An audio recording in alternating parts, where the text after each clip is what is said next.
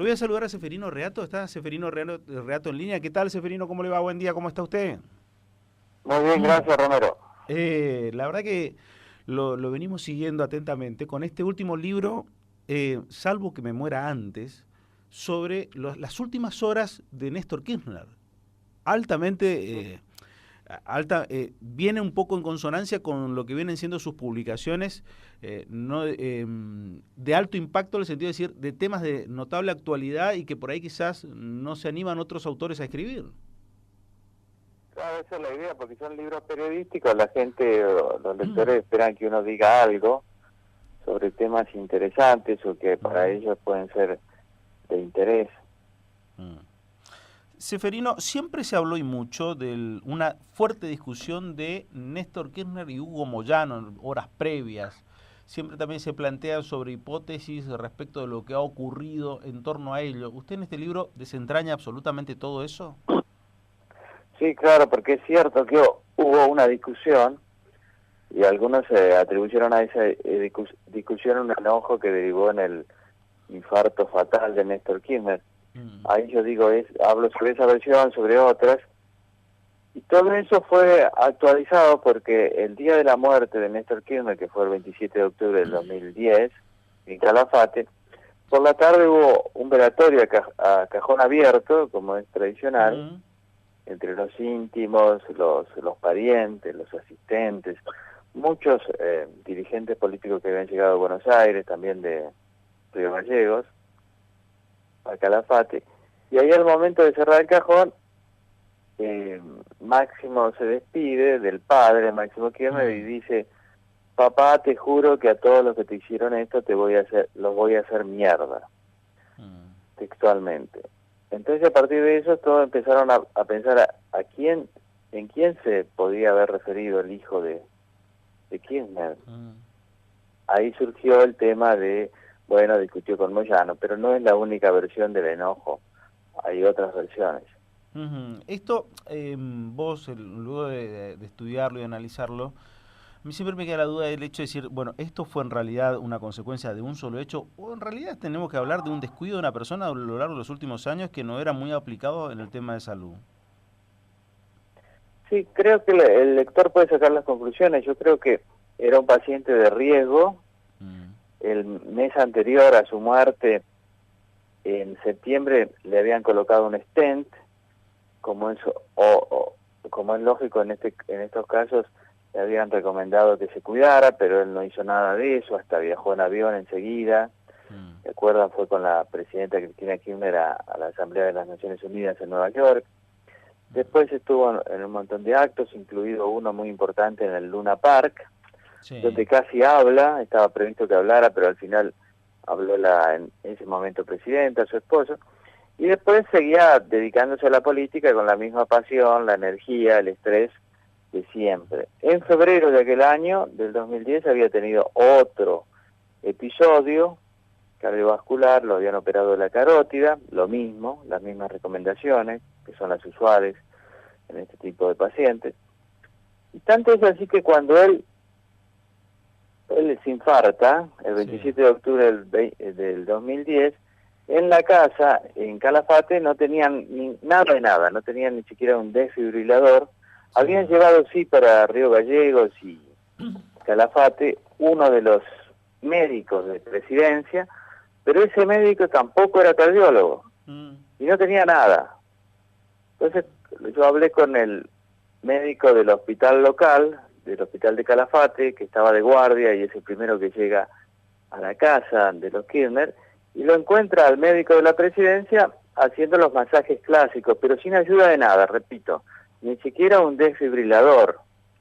Ni siquiera habían avisado al hospital que estaban ahí, cosa que montaran una guardia especializada.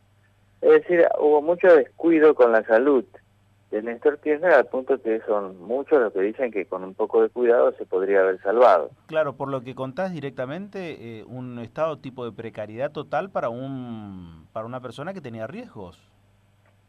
Exacto, y además en ese momento él era el expresidente, su esposa era la presidenta, era la pareja presidencial, y con semejantes antecedentes por parte de él, andaban por el sur sin ningún cuidado.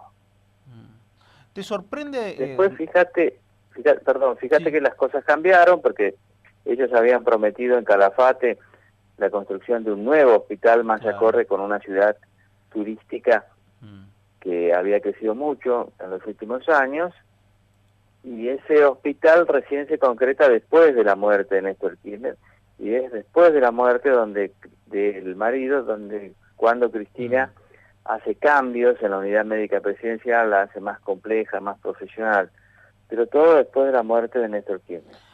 ¿Te sorprende ese estado de precariedad? No, porque me parece que va a tono con la omnipotencia que sentía Néstor Kirchner a su respecto. Él siempre, una frase que yo recogí de parte de quienes lo trataban cotidianamente, es la siguiente: él se creía Superman. Y además todos lo creían Superman porque en aquel momento, además, él era, según él, iba a ser él el candidato presidencial para las elecciones del 2011 y necesitaba mostrarse confiado sobre su salud. Y los había convencido a todos, a tal punto que, más allá de los consejos y las sugerencias médicas, más allá de todo eso, la muerte sorprendió a todos, porque todos pensaban que efectivamente estaba bien de salud. Cosa que a la distancia es difícil de creer, pero bueno, se forman esos consensos en la cúspide del poder, y muchas veces los que están ahí creen que no están fuera de las leyes de las enfermedades comunes, que no se pueden morir nunca, ¿verdad? Sí, pero también es un exceso de, como decías vos, de omnipotencia, del exceso de personalismo también, ¿no? Es verdad, se ve en los Kirchner, se ve en él una personalidad arrolladora, que creía que no se iba a morir nunca. Se ve también en otros ámbitos, ¿no? A veces uno encuentra personajes del poder, de la política, pero también del empresariado, que toman riesgos innecesarios y a veces no les pasa nada y otras veces se mueren en accidentes estúpidos. Pero en este caso sí hay un descuido evidente de una persona que era el líder del espacio. Una muerte muy choqueante, choquea a todos, los que lo querían, los que no lo querían, porque realmente era el hombre que manejaba el poder en la Argentina, más allá de que su esposa era la presidenta. ¿Con él se rompió el molde? Digo, ¿se rompió el molde del kirchnerismo? Yo creo que sí, porque él le había dado a la fuerza política que conducía una impronta muy personal. Era un peronista muy pragmático, con, yo diría, una notable capacidad política, muy interesado en la gestión. Si bien había tomado decisiones muy equivocadas, por ejemplo, el conflicto con el campo, fue una derrota inútil y además para el país muy perjudicial, porque el campo es la columna vertebral de la economía argentina. Pero totalmente me parece muy distinta a la personalidad de la expresidenta. Por eso creo que con la muerte de Néstor Kirchner termina el kirchnerismo y nace algo nuevo, con un parecido de familia al kirchnerismo, que es el cristinismo, todavía dentro del peronismo, pero en su margen izquierda, digamos. Es distinto porque la personalidad de Cristina es distinta a la de Néstor, las carreras de ambos son distintas, una es parlamentaria, la otra, la carrera de Néstor Kirchner no, es de gestión pública. Ella es muy buena comunicadora, mejor candidata que él, pero él era mejor en la gestión que ella, como se vio en el último mandato de Cristina, cuando estuvo sola, fue cuando peor le fue a ella y al país. Puede ser que Cristina, por lo menos digo de la verborragia, de la distancia y observándola nada más como un ciudadano común y corriente, en Cristina reduce todo lo que tiene que ver con la ideología, pero Néstor reducía o iba nada más y nada menos que lo que es el pragmatismo, algo tan fundamental para quien ejerce el poder y exclusivamente viniendo del Partido Justicialista. Sí, estoy de acuerdo, yo creo que ella es mucho más ideologizada, tiene que ver también con esa carrera parlamentaria de la que hablábamos. Sí. Ella es ideologizada y tiende a buscar colaboradores en esa línea. Mm. Desprecia más bien a lo que sería el Partido Justicialista, lo que se llama el pejotismo, Sí. incluso a Perón, y es menos más pragmática de lo que él era.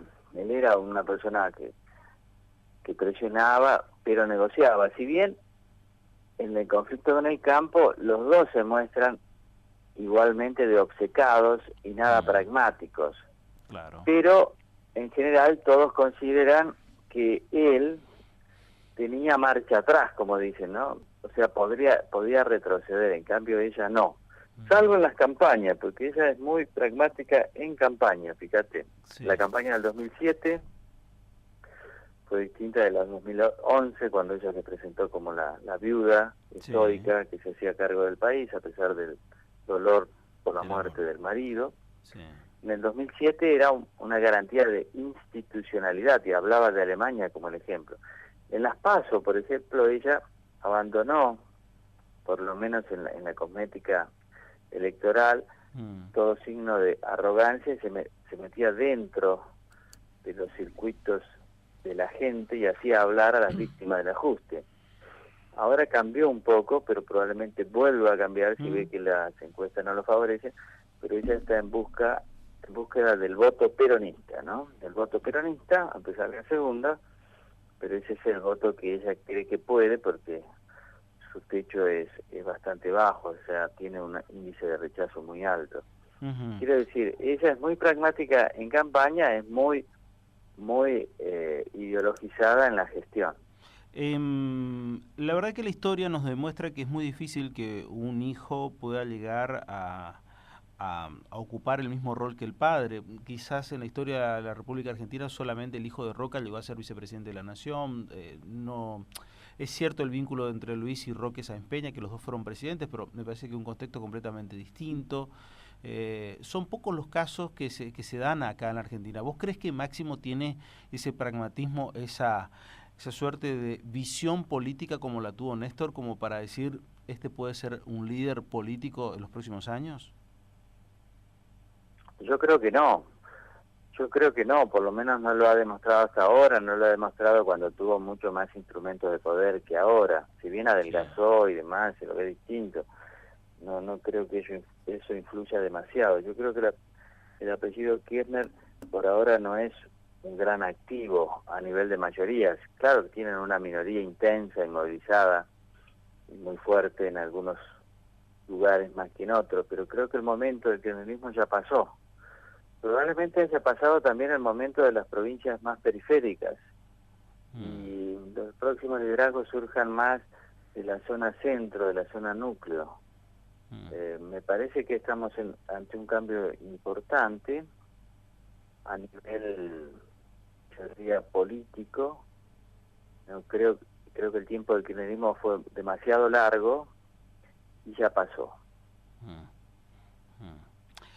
Algo que te haya sorprendido de esta investigación, vos decís, no le puede pasar esto. ¿Cómo le pasó esto? Vos ya me contaste algo que a mí me parece decir, ¿cómo le puede haber pasado a un tipo con tanto poder no tener un desfibrilador, no tener la cuestión médica cercana? ¿Algo que te haya sorprendido a vos en particular?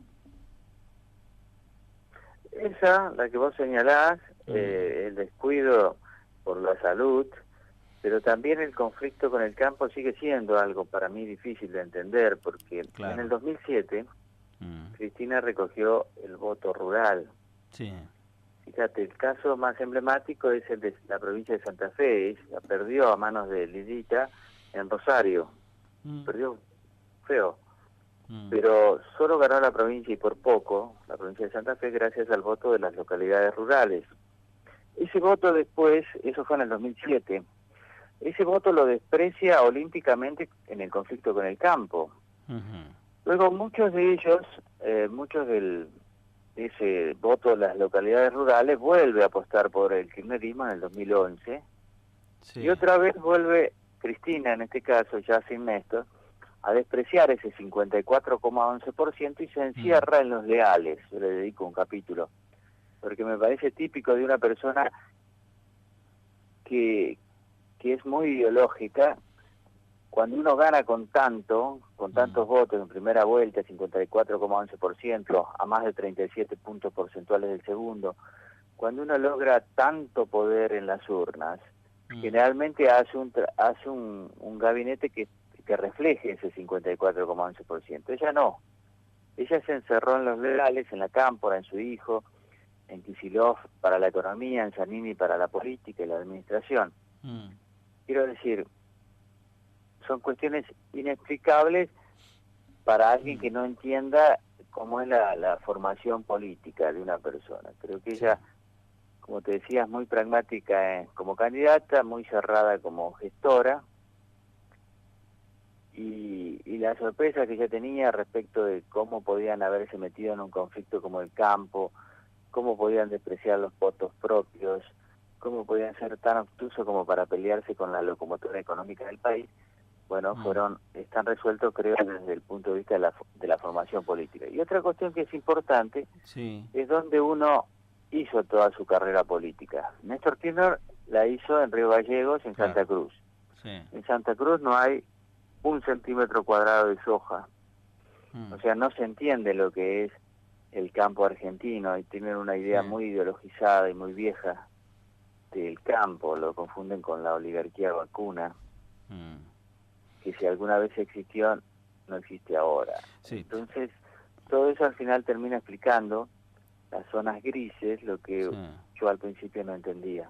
En realidad el voto campo fue el que le dio en la zona centro en particular, le dio la gran victoria a Macri, diríamos. Digo, Córdoba, Santa Fe, Entre Ríos, Mendoza, toda esa zona centro, la franja centro de la República Argentina fue la que le terminó dando la victoria a Macri, ¿no? Sí, yo creo que ese es el gran cambio. Creo que el gran cambio pasa porque ahora hay sectores conservadores, liberales, radicales, más de centro, que han encontrado una representación política nueva en el liderazgo de Mauricio Macri. Eso para mí es un gran avance a nivel del sistema político y obliga al peronismo a reformularse seriamente, no ya como movimiento, sino como un partido destinado a expresar intereses. Y eso me parece que va a ser muy positivo. Antes, ¿cómo era el esquema? ¿Cómo se ganaban las elecciones en este país? Después de la reforma del 94. Vos tenías que tener un número 1 que fuera carismático y un número 2 de la provincia de Buenos Aires. Claro. Esas eran las fórmulas típicas del peronismo, ¿no? Sí. Ahora eso cambió. Cambió mucho porque lo que sería para mí el centro derecha tiene ya su liderazgo. Es Macri. Y ese liderazgo es el liderazgo de un partido, de un centro derecha moderno. Faltaría el otro pilar, que es más o menos lo que pasa en cualquier país más o menos normal, ¿no? Sí, creo que vamos hacia eso. Tal vez sea lo que me tiene más optimista del presente. Sí, pero en realidad uno mira las últimas elecciones y al ver el descenso de Massa, que podría haber sido el líder de una suerte de renovación, y con esta centralidad en la figura de Cristina Fernández de Kirchner, diríamos, ¿qué queda del otro lado? Digo, porque más allá del caudal electoral del justicialismo, que todos lo reconocemos, es cómo se rearma de cara a los próximos 2 años, y especialmente en el medio de estas elecciones y todo el proceso que significa interno para un partido justicialista que sigue teniendo vestigios tan fuertes como lo ha sido durante décadas anteriores. Me parece que, salvo que me muera antes, será otro de los libros más que interesantes tuyos, como ya lo ha sido el de Rucci, como lo ha sido Operación Traviata, como ha sido también el de Videla, que son altamente recomendables, en una faceta que no todos los autores o no todos los periodistas se animan a entrar, y por eso las felicitaciones del caso. Ceferino, te mando un abrazo y gracias por estos minutos. Muchas gracias a vos por el llamado, un gran abrazo para todos. Gracias. Ceferino Reato con nosotros.